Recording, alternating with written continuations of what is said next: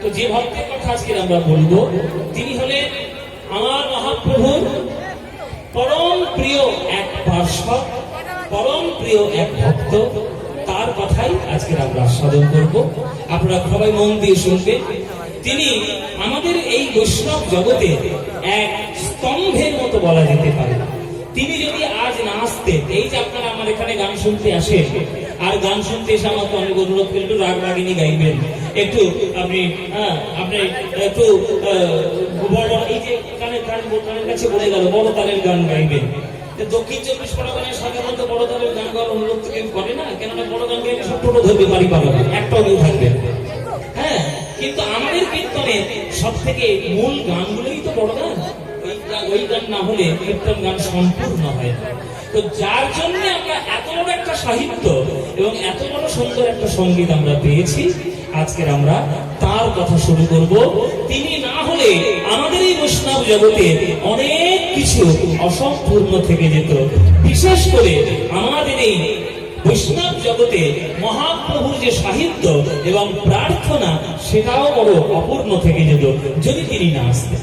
আজকে আমরা তার কথা আস্বাদন করব, তার জীবনী কথা আমরা ভক্তের কথার মাধ্যমে চলুন শুনি। তার নামটা বলার আগে দুটো অপশন আপনাদের দেব। অপশনটা শুনেই আপনাদের বলতে হবে যে আপনারা কি কার কথা শুনবেন বা কার কথা শুনতে চলেছে। দুটো অপশন, দাদাগিরি দেখেন তো, যেমন 4টে অপশন, কোন মানে চারটে অপশন, আমারও দুটো অপশন, আমার বেশি অপশন নেই, আমার দুটো অপশন। আগে দুটো অপশন শুনে নিন, তারপরে আমি নামটা বলবো। প্রথম অপশন, ভালো করে শুনবেন। প্রথম অপশন, প্রথম ক্লু কি? ভজপতি শ্রী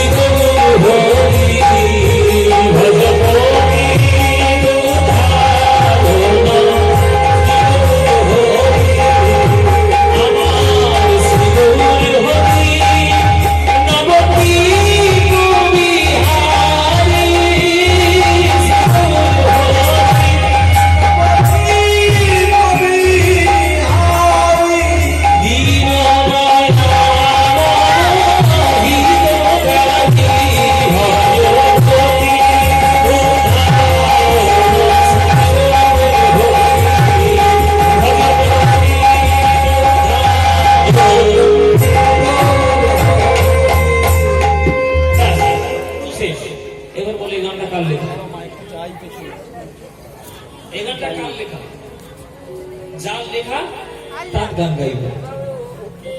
এই জন্য বলি পদাবলী কীর্তন শোনো। যদি পদাবলী কীর্তন শোনার অভ্যাসটা থাকতো, তোমরা ফট করে বলে দিতে এই গানটা কার লেখা। এখানে তো কীর্তন হচ্ছে, দুপুরে ভোগারতি হচ্ছে না? এখানে দুপুরে ভোগারতি হয় না? বৈষ্ণবরা ব্রাহ্মণরা এসে ভোগারতির গান গায় না? কার গান গায়? তারই গান আজকে আমরা গাইব। মহাপ্রভু, এই দেখো, এই জন্য বলেছি পদাবলী শুনবে। আচ্ছা, প্রথম অপশনে বলতে পারলেন না, এবার দ্বিতীয় অপশনটা দিয়ে, দ্বিতীয় ক্লুটা দিয়ে। হরি হরয়ে নমঃ কৃষ্ণ যাদবায় নমঃ, হরয়ে নমঃ কৃষ্ণ যাদবায়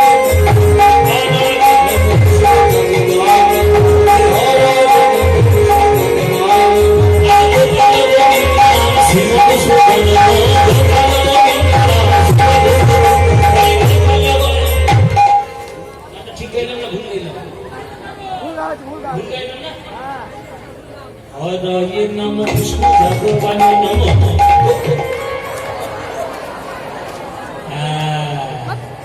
যাদবায় মাধবায় কেশবায় নমঃ।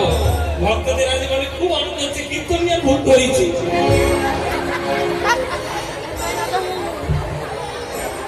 একটা পথ ঠিক করে মুখস্থ করে কীর্তন করতে এসছে, মায়েদের খুব আনন্দ হচ্ছে। আমার আনন্দ হচ্ছে না? আমাদের চালাকি তোমরা বুঝবে না, ভুলটা গেয়েছি ইচ্ছা করে যাতে সঠিক জিনিসটা জানাতে পারি। শুনে রাখো, যে গানটা তোমরা এখন জানো অনেক বড় গান, হরি হরয়ে নমঃ কৃষ্ণ যাদবায় নমঃ, যাদবায় মাধবায় কেশবায় নমঃ, এই লাইনটা মহাপ্রভু গাইতেন না। মহাপ্রভু শুধু দুটো লাইনই গাইতেন, হরি হরয়ে নমঃ কৃষ্ণ যাদবায় নমঃ, গোপাল গোবিন্দ রাম শ্রী মধুসূদন। তাহলে যাদবায় মাধবায় কে লিখলো? আজকে যার কথা বলবো তিনি লিখছেন, তিনি লিখেছেন এই লাইনটা। ওই লাইনটা তিনি লেখার পর পুরো বড় গান করেছে, একটা বড় পদাবলী করে দিয়েছে। জয় রূপ সনাতন ভট্ট রঘুনাথ, শ্রীজীব গোপাল ভট্ট দাস রঘুনাথ, এই সাহেব গোসাইয়ের পরিচরণ বন্দন, যাহা হইতে বিভিন্ন অভিষ্ট পূরণ। এই পুরো পদটা ওনার লেখা। মহাপ্রভুর লাইনটা প্রথমে রেখে তাকে সম্মান বজায় রেখে পুরো গানটা নিজে লিখেছে। আজকে আমরা তার কথা বলবো। তিনি বৈষ্ণব জগতের একটা স্তম্ভ।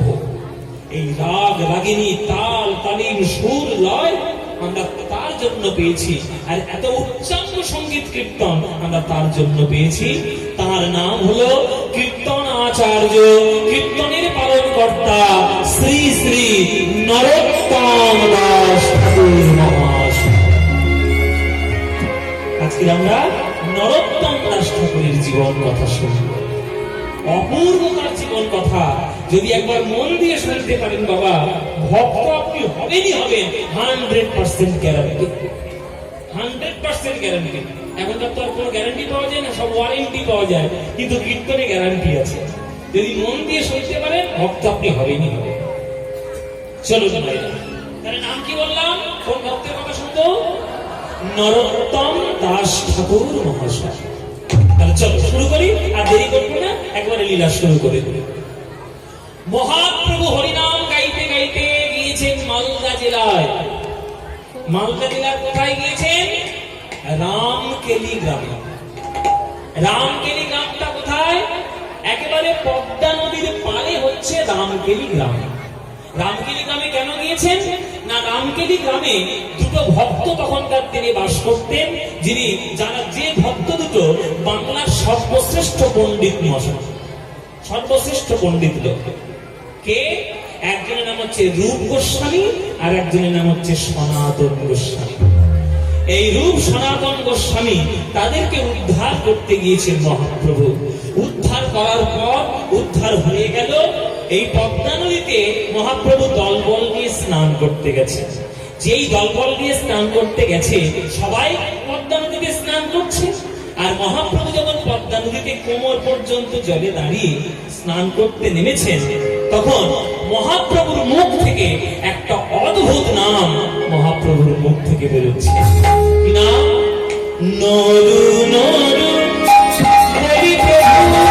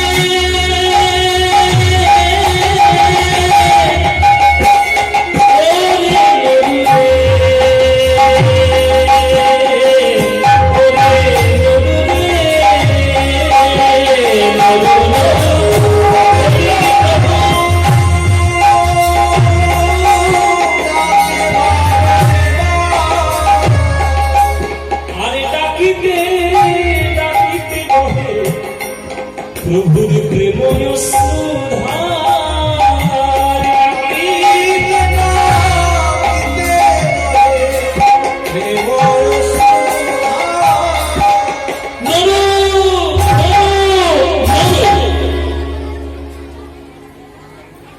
সব ভক্তরা চমকে উঠেছে। নরুকে, এই বলো নরুকে, নরুকে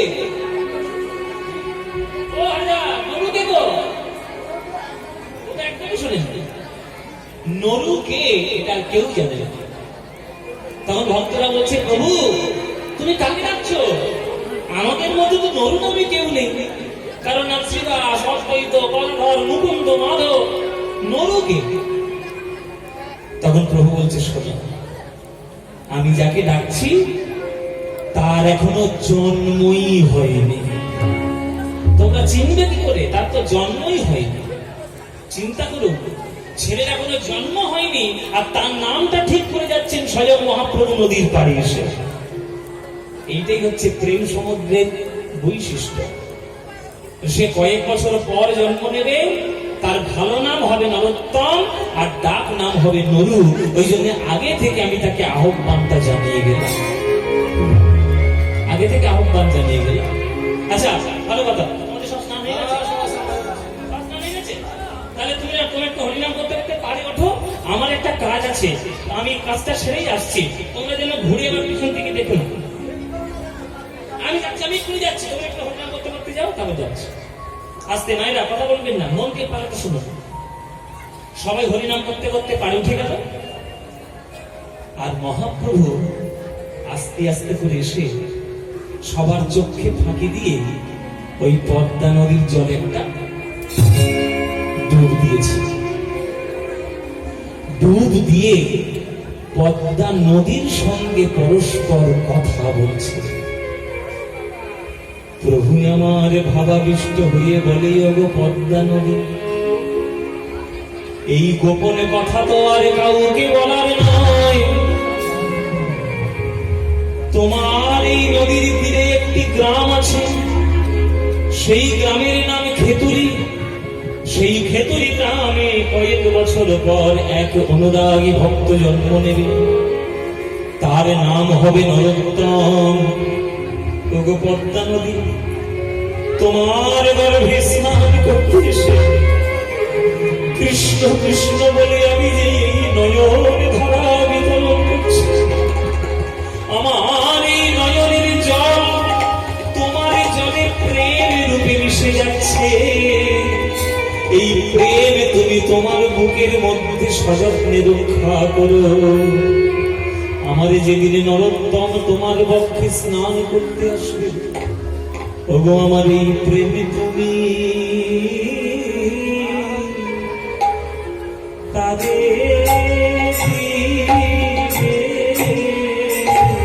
আমার এই প্রেমে তুমি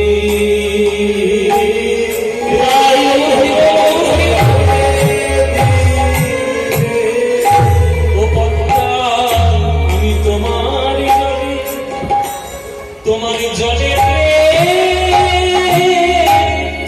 আমি রেখে আমার এই প্রেমে তুমি তারে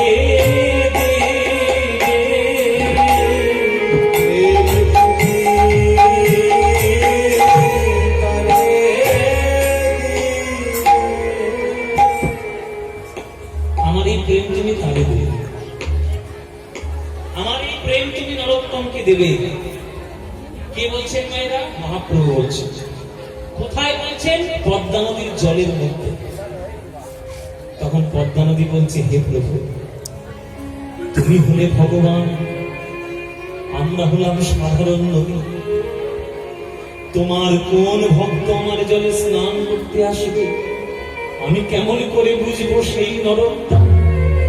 তোমার এই প্রেম আমার বুকের মধ্যে আমি জমা করে রেখে দিলাম, কিন্তু আমার জলে শত শত লোক স্নান করে, কোনটা তোমার নরোত্তম স্নান করতে এসছে আমি কেমন করে বুঝবো?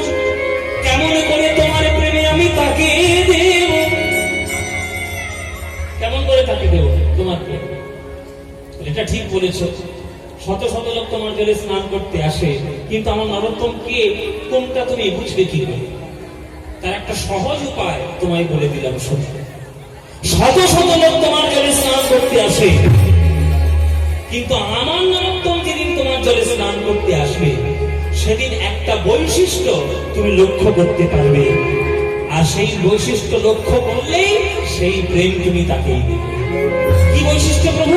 শোনো, যাহার পদে অধিক বুঝবো